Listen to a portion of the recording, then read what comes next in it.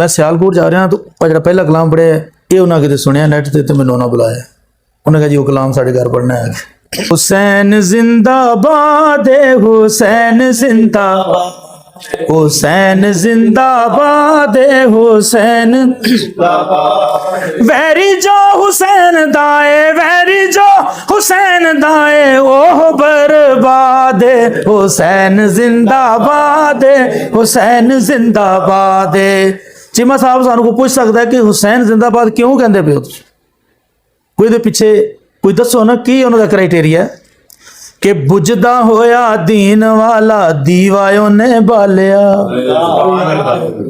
बाबे वांगू दीन दिया मुश्किलां नो टालिया, बाबे वांगू दीन दिया मुश्किलां नो टालिया। मुश्किल कुशा दे वांगरा, मुश्किल कुशा दे वांगरा, मुश्किल कुशा औलाद, हुसैन जिंदाबाद, हुसैन जिंदाबाद, हुसैन जिंदाबाद, हुसैन जिंदाबाद।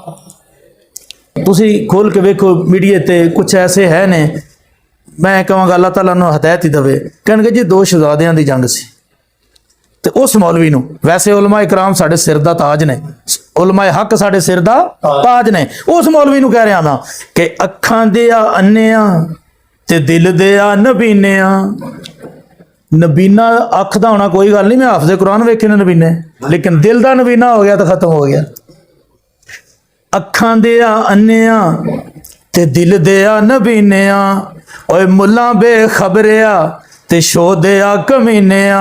सदका हुसैन दा तेरी, सदका हुसैन दा तेरी मसीत अज आबाद, हुसैन जिंदाबाद, हुसैन जिंदाबाद, हुसैन जिंदाबाद, हुसैन जिंदाबाद। दीन दियां वैरियां नू टोकिया हुसैन ने, बेहया नू बेहयाइयों रोकिया हुसैन ने, बेहया नू बेहयाइयों रोकिया हुसैन ने। यजीदियां नू है होई, यजीदियां नू है होई हुसैन थी अनाद, हुसैन जिंदाबाद, हुसैन जिंदाबाद, हुसैन जिंदाबाद, हुसैन जिंदाबाद।